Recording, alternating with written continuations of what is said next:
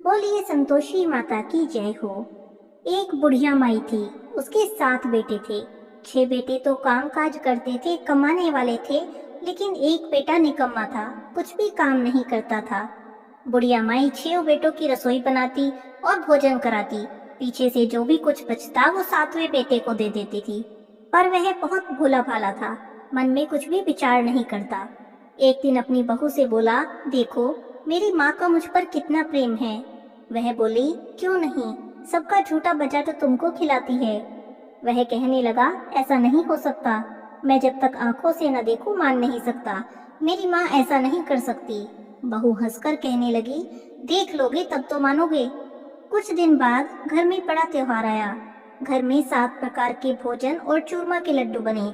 वह जांचने को सिर के दर्द का बहाना बनाकर पतला कपड़ा ओढ़कर रसोई घर में ही सो गया और पतले कपड़े में से सब देखता रहा। 6 भाई भोजन करने आए। उसने देखा माँ ने उनके लिए सुंदर सुंदर आसन बिछाए, 7 प्रकार की रसोई बनाई। बुढ़िया माई ने बड़े प्यार से अपने 6 बेटों को भोजन कराया और वह देखता रहा। 6 भाई भोजन कर उठे तो माँ ने उनकी झूठी थालियों में से लड्डुओं के टुकड़े उठाए और मिलाकर एक लड्डू बना दिया। जूठन साफ कर बुढ़िया माई ने उसे भी पुकारा, उठ जा बेटा, 6 भाई भोजन कर गए हैं, अब तू ही बाकी है। उठना, तू कब खाएगा। वह कहने लगा, माँ मुझे भोजन नहीं करना, मैं परदेश जा रहा हूँ। माँ ने उसे नहीं रोका, कहने लगी, कल जाता तो आज ही जा। वह कहने लगा, हाँ हाँ आज ही जा रहा हूँ। इतना कहकर घर से निकल गया। चलते समय उसे अपनी पत्नी की याद आई। वह गौशाला में कंडे थाप रही थी। वहां पर जाकर बोला, मेरे पास कुछ भी नहीं है, बस ये अंगूठी है, इसे तू ले ले और अपनी कुछ निशानी मुझे दे दे, मैं परदेश को जा रहा हूँ। वह बोली, मेरे पास क्या है, यह गोबर भरा हाथ है। और इतना कहकर उसकी पीठ में गोबर के हाथ की थाप मार दी। वह परदेश को चला गया। चलते चलते दूर देश में पहुंच गया। वहां पर एक साहूकार की दुकान थी। वहां जाकर कहने लगा, भाई मुझे काम की जरूरत है, मुझे नौकरी पर रख लो। साहूकार को भी नौकर की जरूरत थी। साहूकार उससे बोला, ठीक है, तू मेरे यहाँ नौकरी पर रह जा। लड़के ने पूछा, तनख्वाह में क्या दोगे। साहूकार ने कहा, काम देखकर दाम मिलेंगे। उसे साहूकार की नौकरी मिल गई। बुढ़िया माई का बेटा सुबह 6 बजे से रात को 12 बजे तक नौकरी बजाने लगा। कुछ दिनों में दुकान का लेन देन का हिसाब किताब, ग्राहकों को माल बेचना, सारा काम करने लगा। साहूकार के 7-8 और भी नौकर थे, वे सब चक्कर खाने लगे। ये नया नौकर तो बहुत होशियार है। सेठ ने भी उसका काम देखा और 3 महीने के अंदर ही उसे मुनाफे का हिस्सेदार बना लिया। 12 सालों में वह नामी सेठ बन गया।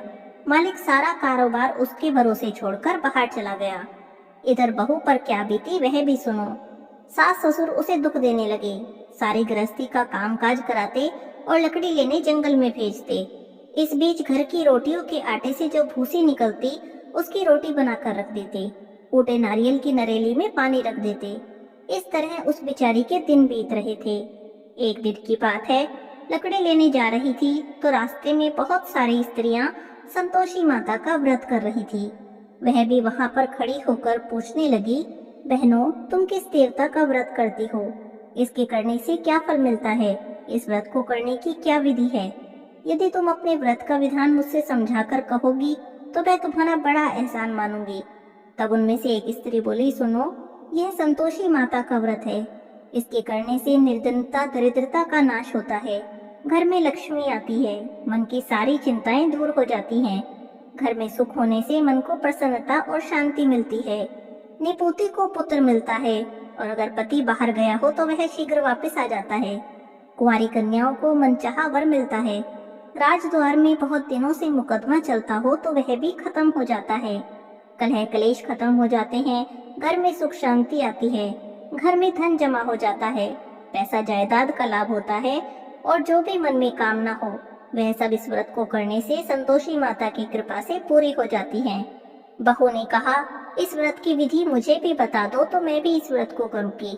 तब वह स्त्री कहने लगी, 1.25 आने का गुड़ चना लेना, इच्छा हो तो 5.25 आने का लेना या 1.25 रुपए का लेना, अपनी सहूलियत के अनुसार बिना परेशानी और श्रद्धा प्रेम से जितना बन सके सवाया लेना। 5.25 पैसे, 5.25 आने या इससे भी ज्यादा शक्ति और भक्ति के अनुसार ले लेना। हर शुक्रवार को निराहार रहकर कथा कहना और सुनना। याद रखना, इसके बीच में क्रम टूटना नहीं चाहिए। लगातार नियम का पालन करते रहना। सुनने वाला कोई न मिले तो घी का दीपक जला लेना। उसके आगे बैठकर जल का लोटा रखकर कथा कहना, पर कथा का नियम न टूटे। जब तक कार्य सिद्ध न हो नियम पालन करना, और कार्य सिद्ध हो जाने पर व्रत का उद्यापन करना। 3 मास में माता फल पूरा करती है, और यदि किसी के ग्रह खोटे भी हों तो भी माता 1 वर्ष में अवश्य ही कार्य की सिद्धि करती है। कार्य सिद्ध हो जाने पर उद्यापन करना चाहिए, बीच में उद्यापन नहीं करना चाहिए। उद्यापन में 2.5 सेर आटे का खाजा बनाएं और इसी के अनुसार खीर और चने का साग बनाएं। 8 लड़कों को भोजन कराना। जहाँ तक मिले देवर, जेठ, भाई, बंधु, कुटुंब के लड़के लेना, और ना मिले तो रिश्तेदारों और पड़ोसियों के लड़के बुला लेना। उन्हें भोजन कराकर यथाशक्ति दक्षिणा देकर माता का नियम पूरा करना। याद रखना, उस दिन घर में खटाई नहीं बनानी है। इस तरह पूरे विधि विधान से जो कोई भी संतोषी माता का व्रत करता है उसकी सभी मनोकामनाएं पूरी हो जाती हैं। संतोषी माता के व्रत की विधि जानकर बुढ़िया माई की बहू वहां से चल दी। रास्ते में लकड़ी के बोझ को बेच दिया और उन पैसों से गुड़ चना लेकर माता के व्रत की तैयारी करने लगी।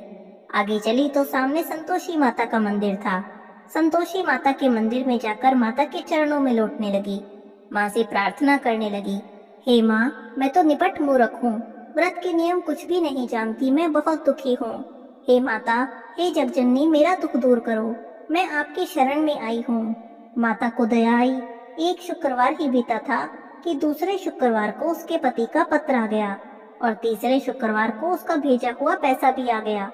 यह सब देखकर जेठ जेठानी मुंह सिकोड़ने लगी। इतने दिनों में इतना पैसा आया है, इसमें क्या बड़ाई है। लड़के भी ताने देने लगे। काकी के तो अब पत्र आने लगे हैं, रुपए आने लगे हैं, अब तो काकी की खातिरदारी बढ़ जाएगी, अब तो काकी बुलाने से भी नहीं बोलेगी। बेचारी सरलता से कह देती, भैया पत्र आएगा, रुपया आएगा तो हम सबके लिए ही अच्छा है। ऐसा कहकर आंखों में आंसू भरकर संतोषी माता के मंदिर में आकर चरणों में गिरकर रोने लगी। माँ, मैंने तुमसे पैसा कब मांगा था, मुझे पैसे से क्या काम है, मुझे तो अपने सुहाग से काम है, मैं तो अपने स्वामी के दर्शन और सेवा मांगती हूँ। तब माता ने प्रसन्न होकर कहा, जा बेटी, तेरा पति भी आएगा। यह सुनकर खुशी से बावली होकर घर में जाकर काम करने लगी। अब संतोषी माँ मन में विचार करने लगी, इस भोली बेटी से मैंने कह तो दिया कि तेरा पति आएगा, पर आएगा कहाँ से, वह तो इसे स्वप्न में भी याद नहीं करता, इसे याद दिलाने को तो मुझे ही जाना पड़ेगा। यह सोचकर संतोषी माता बुढ़िया के बेटे के स्वप्न में गई। वहां पर जाकर कहने लगी, साहूकार के बेटे सोता है या जागता है। तब वह कहने लगा, हे माता, सोता भी नहीं हूँ और जागता भी नहीं हूँ, बीच में हूँ, कहो मेरे लिए क्या आज्ञा है। संतोषी माता कहने लगी, तेरा घर बार कुछ है या नहीं। तब वह बोला, मेरा सब कुछ है, माँ बाप है, भाई बहन है, बहू है, क्या कमी है। माँ बोली, बेटा, तेरी घरवाली घोर कष्ट उठा रही है, तेरे माँ बाप उसे बहुत दुख देते हैं, वह तेरे लिए तरस रही है, तू जा और उसकी सुध ले। वह बोला, हाँ माता, यह तो मुझे पता है, पर मैं जाऊं कैसे, परदेश की बात है, लेन देन का कोई हिसाब नहीं, जाने का कोई रास्ता नजर नहीं आता, कैसे चला जाऊं माँ। संतोषी माता बोली, मेरी बात मान, सवेरे नहा धोकर संतोषी माता का नाम लेना, घी का दीपक जलाना, संतोषी माता को प्रणाम करके दुकान पर जा बैठना। देखते ही देखते तेरा लेन देन चुक जाएगा, जमा का माल बिक जाएगा और शाम होते होते धन का ढेर लग जाएगा। इतना कहकर संतोषी माता अंतर ध्यान हो गई। थोड़ी देर में सुबह हो गई। बुढ़िया का बेटा सुबह सवेरे उठकर अपने मित्रों और बंधुओं के पास गया और अपने सपने की सारी बात बताने लगा। वे सब उसकी बातें सुनकर उसके खिल्ली उड़ाने लगे। भला कहीं सपने भी सच्चे होते हैं। तब एक बुजुर्ग व्यक्ति ने कहा, देख भाई, मेरी बात मान, इस तरह साच झूठ कहने के बदले देवता ने जैसा कहा है वैसा ही करने में तेरा जाता क्या है। बुजुर्ग व्यक्ति की बात मानकर वह नहा धोकर संतोषी माता के मंदिर में गया। संतोषी माता को प्रणाम किया, घी का दीपक जलाया और दुकान पर जा बैठा। थोड़ी देर में वो क्या देखता है, देने वाले रुपया लाए हैं, लेने वाले हिसाब लाए हैं, कोठे में भरे सामानों के खरीदार नकद में सौदा करने आए हैं। शाम होते होते वहां तो धन का ढेर लग गया। मन में माता का नाम ले प्रसन्न होकर घर ले जाने के वास्ते कपड़ा, गहना, सामान खरीदने लगा। यहाँ के काम से निबटकर घर को रवाना हुआ। उधर बहू बेचारी जंगल में लकड़ी लेने गई। लौटते वक्त माता जी के मंदिर पर विश्राम करने लगी। वह तो उसका रोज का रुकने का स्थान था। दूर पर धूल उड़ती देखकर माता से पूछने लगी, हे माता, यह धूल कैसे उड़ रही है? तब संतोषी माता ने कहा, हे बेटी, तेरा पति आ रहा है। अब तू ऐसे कर, लकड़ियों के 3 बोझ बना ले। एक नदी किनारे रख, दूसरा मेरे मंदिर पर रख और तीसरा अपने सिर पर रख। तेरे पति को लकड़ी का गट्ठा देखकर मोह पैदा होगा। वह यहाँ रुकेगा, नाश्ता पानी बनाकर खा पीकर माँ से मिलने जाएगा।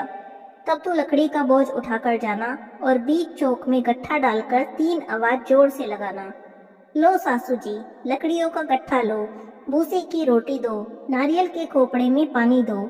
आज कौन मेहमान आया है? माँ की यह बात सुनकर बहुत अच्छा माता जी कहकर बहू प्रसन्न होकर लकड़ियों के 3 गट्ठे ले आई। एक नदी के किनारे रखा, एक माता जी के मंदिर पर रखा। इतने में ही वहां पर एक मुसाफिर आ गया। सूखी लकड़ी देखकर उसकी इच्छा हुई कि यहीं पर रुक जाऊं, भोजन बनाकर खा पीकर अपने गांव को जाऊं। इस तरह वो वहीं पर रुका, भोजन बनाकर विश्राम करके अपने काम को गया। उसी समय उसकी बहू सिर पर लकड़ी का गट्ठा लिए आई। आंगन में डालकर जोर से 3 आवाज लगाई। लो सासू जी, लकड़ी का गट्ठा लो, भूसी की रोटी दो, नारियल के खोपड़े में पानी दो। आज कौन मेहमान आया है? यह सुनकर सास अपने दिए हुए कष्टों को भुलाने के लिए कहने लगी, बहू ऐसा क्यों कहती है? तेरा मालिक ही तो आया है। आ बैठ, मीठा भात कर, कपड़े गहने पहन। इतने में आवाज सुनकर उसका पति बाहर आता है। अंगूठी देखकर व्याकुल हो जाता है। माँ से पूछता है, माँ, ये कौन है? माँ कहती है, बेटा, तेरी पत्नी है। आज 12 वर्ष हो गए जब से तू गया है।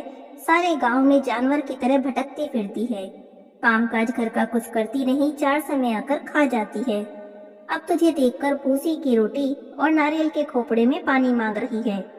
वह लज्जित हो गया और कहने लगा, ठीक है माँ, मैंने इसे भी देख लिया और तुम्हें भी। अब मुझे दूसरे घर की चाबी दो, मैं उसमें जाकर रहूंगा। ठीक है बेटा, तेरी जैसी मर्जी होकर। यह कहकर माँ ने चाबी का गुच्छा उसे दे दिया। उसे लेकर दूसरे कमरे में गया। वहां जाकर सारा सामान जमाया। एक ही दिन में वहां पर राजा के महल जैसे ठाट बाट बन गई। अब क्या था, बहू सुख भोगने लगी। इतने में ही अगला शुक्रवार आ गया। वह अपने पति से कहने लगी, मुझे तो संतोषी माता के व्रत का उद्यापन करना है। उसका पति बोला, बहुत अच्छा, ठीक है, कर लो, अपनी खुशी से यह भी करो। वह उद्यापन की तैयारी करने लगी। जेठ के लड़कों को भोजन को कहने गई। जेठानी ने मान लिया, पर पीछे से अपने बच्चों को सिखा दिया, देखो, इसका उद्यापन पूरा नहीं होना चाहिए। भोजन करते समय सब लोग खटाई मांगना। उद्यापन वाले दिन जेठ के लड़के खाना खाने आए। खीर पूरी पेट भर भर के खाई, पर अपनी माँ की बात याद आते बोले, हमें तो कुछ खटाई खाने को दो, खीर खाना हमें भाता नहीं है, देखकर अरुचि होती है। बहू बोली, खटाई किसी को नहीं मिलेगी, क्योंकि यह संतोषी माता का प्रसाद है। तब लड़के उठकर खड़े हो गए, बोले, खटाई नहीं दोगी तो पैसे लाओ। भोली बहू कुछ जानती नहीं थी, उन्हें दक्षिणा के पैसे दे दिए। लड़के उसी समय उठकर इमली लेकर खाने लगे। यह देखकर बहू पर माताजी ने कोप किया। राजा के दूत उसके पति को पकड़ ले गए। जेठ जेठानी मनमाने खोटे वचन कहने लगे। लूट लूट कर धन इकट्ठा करके लाया था। राजा के दूत अब पकड़ ले गए हैं, अब सब मालूम पड़ जाएगा जब जेल की रोटी खाएगा। बहू से यह वचन सहन नहीं हुए। रोती रोती संतोषी माता के मंदिर में गई। वहां जाकर चरणों में गिर गई। रो रो कर प्रार्थना करने लगी, हे माता, ये तुमने क्या कर दिया? हंसाकर अब क्यों रोने लगी? माता बोली, बेटी, तूने उद्यापन करके मेरा व्रत भंग किया है। इतनी जल्दी सारी बात भुला दी। वह कहने लगी, माता, ना मैं कुछ भूली हूँ, ना ही मैंने कुछ अपराध किया। मुझे तो लड़कों ने भूल में डाल दिया। मैंने भूल से उन्हें पैसे दे दिए, मुझे क्षमा कर दो। माँ बोली, भला कहीं ऐसी भी भूल होती है? वह कहने लगी, माँ, मुझे माफ कर दो, मैं फिर से तुम्हारा उद्यापन करूंगी। संतोषी माता ने कहा कि अब भूल मत करना। वह बोली, अब भूल नहीं होगी माता, अब बताओ मेरे पति कैसे वापस आएंगे? संतोषी माता ने कहा, जा बेटी, तेरा पति तुझे रास्ते में ही आता मिलेगा। वह निकली, रास्ते में उसका पति आता मिला। पूछने लगी, कहाँ गए थे? वह कहने लगा, इतना धन जो कमाया है उसका टैक्स राजा ने मांगा था, बस उसी को भरने गया था। वह प्रसन्न होकर बोली, अच्छा हुआ, अब घर को चलो। दोनों खुशी खुशी अपने घर चले गए। एक हफ्ते के बाद फिर से शुक्रवार आया। वह बोली, मुझे फिर से संतोषी माता का उद्यापन करना है। उसके पति ने कहा, कर लो। वह फिर से जेठ के लड़कों को भोजन को कहने गई। जेठानी ने पहले तो एक दो बातें सुनाई और बाद में कह दिया, ठीक है, मैं अपने लड़के को भेज दूंगी। पीछे से लड़कों को सिखा दिया, तुम लोग पहले ही खटाई मांगना, इसका उद्यापन पूरा नहीं होना चाहिए। लड़के जब भोजन करने आए तो बोले, हमें खीर खाना नहीं भाता, कुछ खटाई खाने को दो। बहू कहने लगी, खटाई खाने को नहीं मिलेगी, खाना हो तो आ जाओ। ये संतोषी माता का प्रसाद है, मैं एक ही गलती बार बार नहीं दोहराऊंगी। लेकिन लड़के नहीं माने। उसने ब्राह्मण के लड़के लाकर संतोषी माता का उद्यापन कर दिया। यथाशक्ति दक्षिणा की जगह एक एक फल उन्हें दिया। इससे संतोषी माता प्रसन्न हो गई। माता की कृपा हुई तो 9वें महीने उसे बहुत सुंदर पुत्र की प्राप्ति हुई। पुत्र को लेकर वह प्रतिदिन माता जी के मंदिर में जाने लगी। एक दिन संतोषी माता ने सोचा, ये रोज मेरे मंदिर में आती है, क्यों ना आज मैं इसके घर चलूं, इसका आसरा देखूं तो सही। यह विचार कर माता ने बड़ा भयानक रूप बनाया। गुड़ चने से सना मुख, ऊपर से सूंड के समान होठ, उस पर भी मक्खियां भिनभिना रही हैं। माता का ऐसा भयानक रूप देखकर सब लोग डरने लगे। दहलीज में पैर रखते ही सास चिल्लाने लगी, देखो रे, कोई चुड़ैल डाकनी चली आ रही है, लड़कों इसे भगाओ नहीं तो किसी को खा जाएगी। लड़के डरने लगे, चिल्लाकर खिड़की बंद करने लगे। बहू रोशनदान में से देख रही थी। प्रसन्नता से पगली बनकर चिल्लाने लगी, आज तो मेरी माताजी मेरे घर आई हैं। इतना कहकर बच्चे को दूध पीने से हटा देती हैं। इतने में सास क्रोधित हो गई। वह बोली, इसे देखकर कैसी उतावली हुई जा रही है जो बच्चे को पटक रही है। इतने में माता के प्रताप से जहाँ देखो वहाँ लड़के ही लड़के नजर आने लगे। बहू बोली, माँ जी, मैं जिनका व्रत करती हूँ यह वही संतोषी माता है। इतना कहकर झट से सारे घर के किवाड़ खोल देती है। अब तो सबने माता जी के चरण पकड़ लिए और विनती कर कहने लगे, हे माता, हम तो मूर्ख अज्ञानी हैं, तुम्हारे व्रत की विधि हम नहीं जानते, तुम्हारी पूजा की विधि भी नहीं जानते। तुम्हारा व्रत भंग करके हमने बहुत बड़ा अपराध किया है। हे संतोषी माता, आपने बहू को जैसा फल दिया वैसा सबको देना और उसके परिवार को जैसा फल दिया वैसा किसी को भी न देना। जो भी यह कथा पढ़े सुने उसके सभी मनोरथ पूर्ण करना। बोलिए संतोषी माता की जय हो। अब सुनते हैं संतोषी माता की आरती। बोलिए संतोषी माता की जय हो। जय संतोषी माता मैया, जय संतोषी माता, अपने सेवक जन की सुख संपत्ति दाता। बोलो जय संतोषी माता। सुंदर चीर सुनहरी माँ धारण कीनो, हीरा पन्ना दम के तन श्रृंगार लियो। जय संतोषी माता। गेरू लाल छटा छवि बदन कमल सोहे, मंद हसत करुणामय त्रिभुवन मन मोहे। बोलो जय संतोषी माता। जय संतोषी माता मैया, जय संतोषी माता, अपने सेवक जन की सुख संपत्ति दाता। बोलो जय संतोषी माता। स्वर्ण सिंहासन बैठी चवर ढुरे प्यारे, धूप दीप मधुमेवा भोग धरे न्यारे। बोलो जय संतोषी माता। गुड़ और चना परम प्रियता में संतोष कियो, संतोषी कहलाई भगतन विभव दियो। जय संतोषी माता। जय संतोषी माता मैया, जय संतोषी माता, अपने सेवक जन की सुख संपत्ति दाता।